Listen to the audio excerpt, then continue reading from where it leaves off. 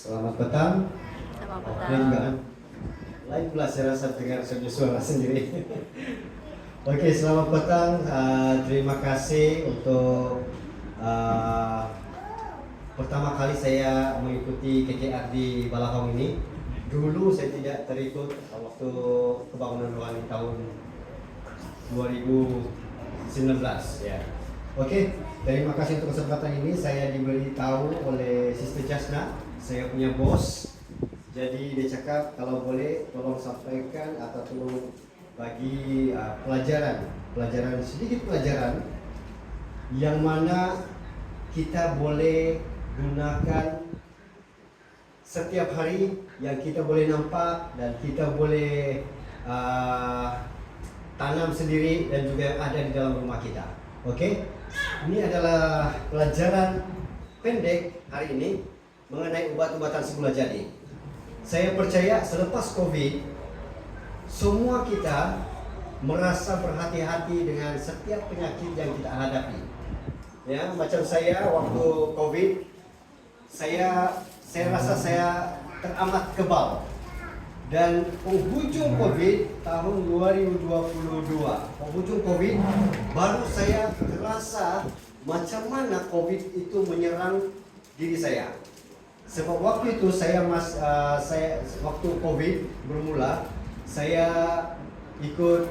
saya bekerja sambilan sebagai penghantar makanan ke Panda, dan saya bekerja beberapa tahun, 2 tahun, 3 tahun macam begitu. Dan penghujung dia saya kena COVID dan saya merasa sangat sakit. Tetapi waktu saya sakit, saya tidak pergi klinik.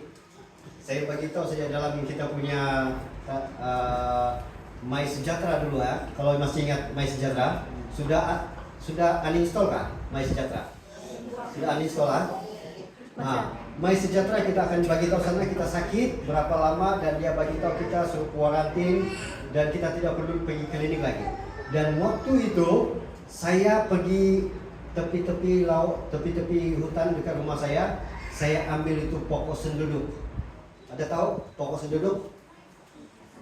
Kalau kami panggil gosing, bahasa Tunggunu, gosing. Dia ada buah warna purple. Kalau kita makan jadi gincu dan juga warna-warni di dalam mulut. Bukan warna-warni lah, warna purple. Oke, nah apa dia obat-obatan semula jadi?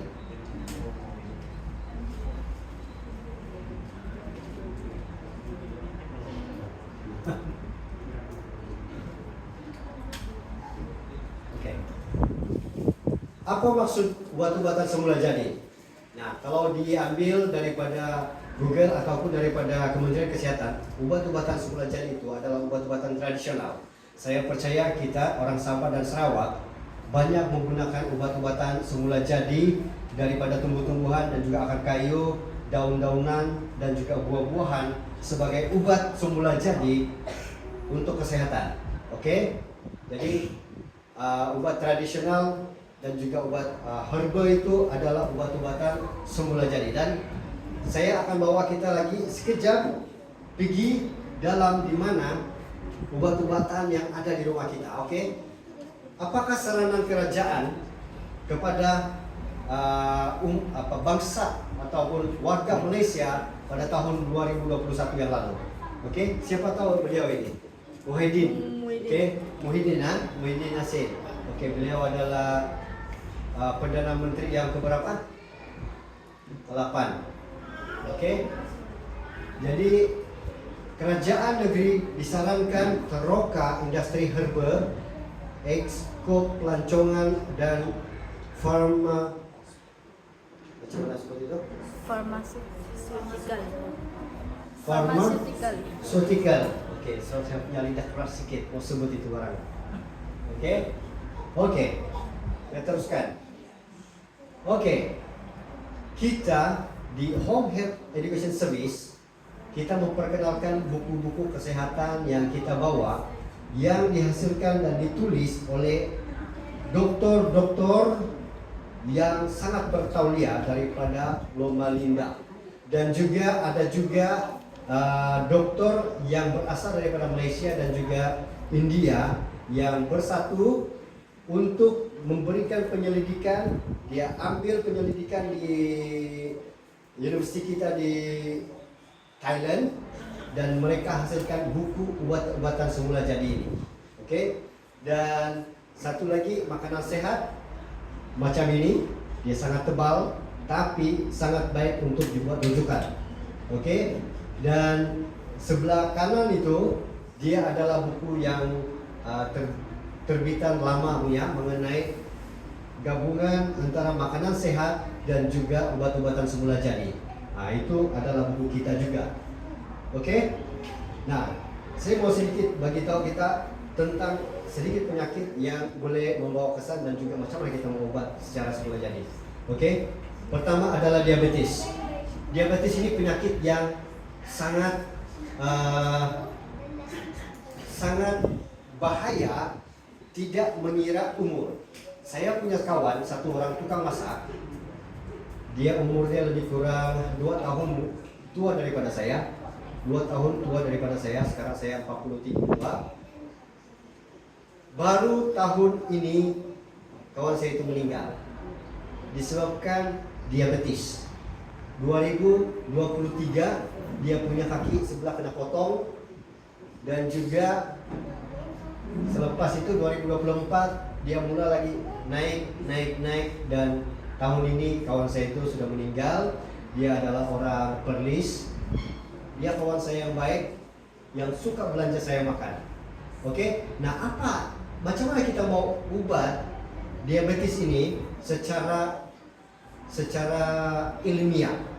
Ilmiah, kita boleh guna buah pria, kita boleh guna okra, itu kacang dendi, kita boleh guna daun moringa.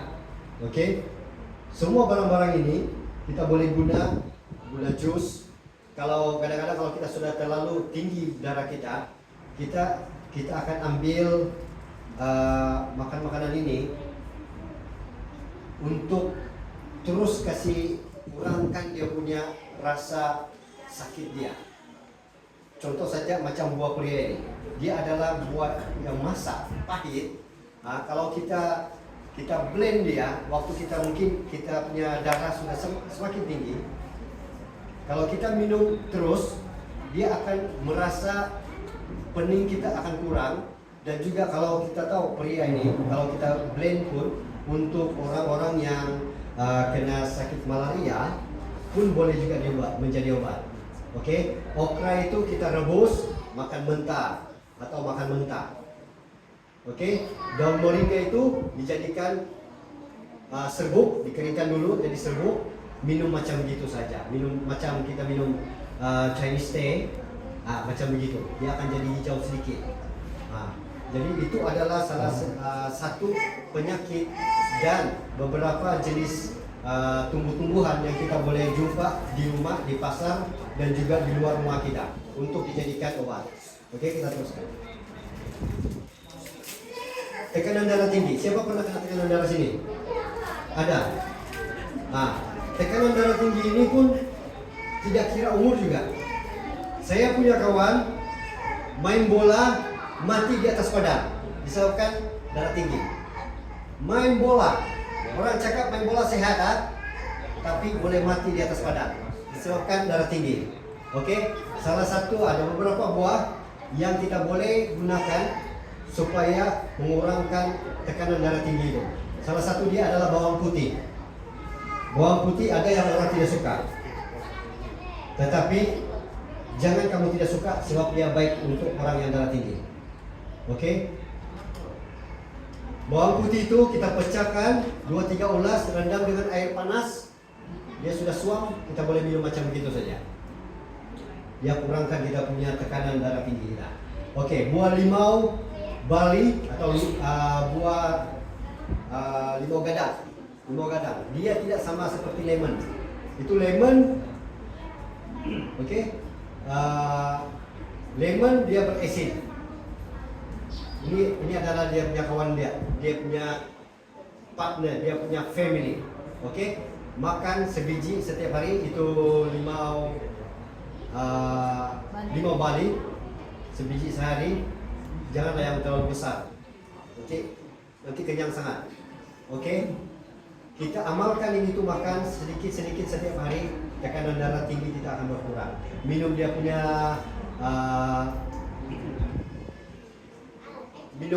jus awal pagi pun bagus. Oke, lagi satu kemangi. Kemangi ini dia sejenis tumbuhan. Siapa tahu kemangi ini? Siapa pernah buat ikan ampak? Yes, it's a basil, Thai basil. Tapi kalau di sini kita tidak guna itu, so Thai basil dia lebih manis daripada kemangi. Yang ini dia tidak manis. Basil, Thai basil leaf dia manis. Tapi yang ini kemangi ini kalau kita nampak dia punya buah dia macam itu pagoda, dia. Ini pun baik untuk tekanan darah tinggi. Dicampur dengan sup sayur. Selalu kalau orang-orang kampung dia akan buat itu apa itu tadi saya cakap ikan ampak. Dia campur yang ini. Batuk. Siapa ada rasa batuk sekarang? Saya dengar. Oke. Nah, batuk ini sekarang tengah famous untuk influenza A. Saya punya anak pun batuk, saya selalu marah dengan dia. Tapi dia jenis yang tidak pandai dengar. Saya selalu bagi dia obat-obatan yang semula jadi, tapi dia tidak suka juga. Saya kena cari layak yang cair supaya dia minum supaya dia cepat sembuh. Oke, salah satu dia untuk mengurangkan sakit batuk ini adalah bawang putih ataupun bawang bombay. Bawang besar, bawang merah. Oke, bawang merah itu kita makan macam apple saja. Kalau batuk kahak banyak, kita makan macam makan apple. Ataupun kalau tidak dapat, sebab dia panas sedikit ataupun pedih, oke, kita potong slice campur dengan makan nasi panas-panas. Makan begitu saja. Kahak akan hilang cepat. Dia akan mengetul, dia akan keluar. Macam kalau kita keluarkan kan, dia senang keluar. Kadang-kadang kalau kita tidak kita guna cap ibu dan anak pun itu kahak dia pegang di leher kita tidak mau keluar. Dia pegang kuat-kuat di leher kita tidak mau keluar. Tapi kalau kita makan itu bawang merah, makan macam itu saja, kita tidak bagi dia mau keluar pun dia mau keluar juga. Oke? Nah, kedua terung pipit. Ini biasa ini kita punya lauk ini kan. Terung pipit. Terung pipit itu makan rebus buah dia. Rebusan buah.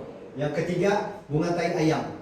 Yang itu pun rebus daun dia dan bunga, minum segelas dalam 3 kali 1 hari. Direbus dia punya daun dan juga bunga. Bunga tai ayam. Tapi bukan tai ayam bunga tai ayam. Nanti kalau tai ayam itu jadi baja di dalam. Oke? Nah, kita teruskan. Oke, masalah ginjal dan batu ginjal. Ini dulu ada case di kampung saya punya makcik.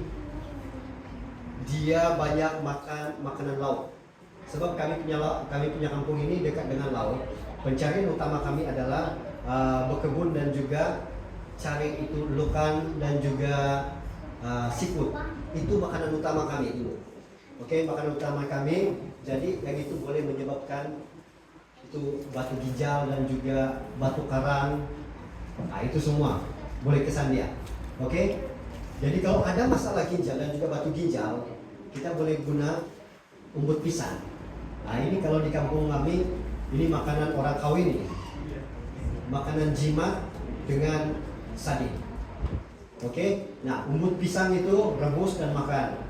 Oke? Lagi buah tembikai. Buah tembikai itu baik untuk ginjal. Oke, minum jus dia ataupun makan buah dia macam gitu saja. Kerapkan supaya mengelakkan daripada ginjal kita cepat rosak.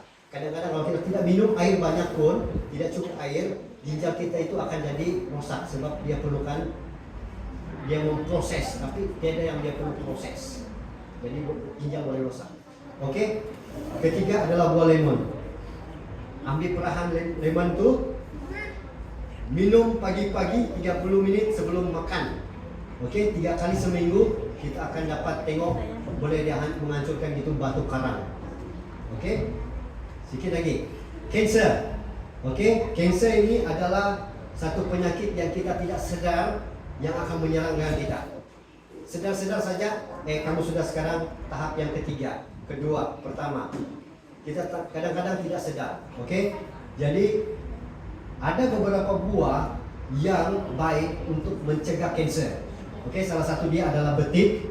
Kedua itu ada belalai gajah. Kalau belalai gajah itu orang selalu makan ulam. Belalai gajah, dia kalau orang Melayu selalu makan itu ulam-ulam itu. Ini. Oke. Ketiga adalah durian Belanda. Durian Belanda, buah dia pun boleh, daun dia pun boleh. Daun dia kita boleh rebus, minum untuk mengelakkan kanser dan juga boleh mencegah dan juga boleh mengobati. Nah, itu kegunaan dia dan beberapa buah. Oke, betik itu dia punya buah makan sekali dengan dia punya biji. Kadang-kadang orang tidak makan dia punya biji kan. Tapi biji dia itu, kamu perasan nggak ada selaput dia itu? Nah, selaput dia itu sana ada sekali zat-zat yang baik untuk kita punya badan, mencegah dan juga memperbaiki kalau ada kanker di dalam badan kita. Oke? Terus sekali lagi, itu saja untuk malam ini. Kalau kita ada apa-apa mau bertanya atau mau tahu lebih tentang kesehatan atau tumbuh-tumbuhan semula jadi, kita ada buku-buku di belakang, kita boleh baca.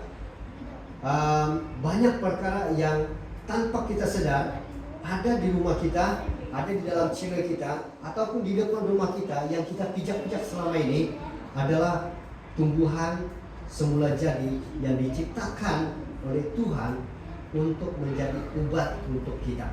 Itulah sebabnya kalau kita baca di dalam Alkitab itu kan, pada mulanya manusia itu diberikan makanan dia adalah tumbuh-tumbuhan, buah-buah, pohon-pohonan yang berbiji.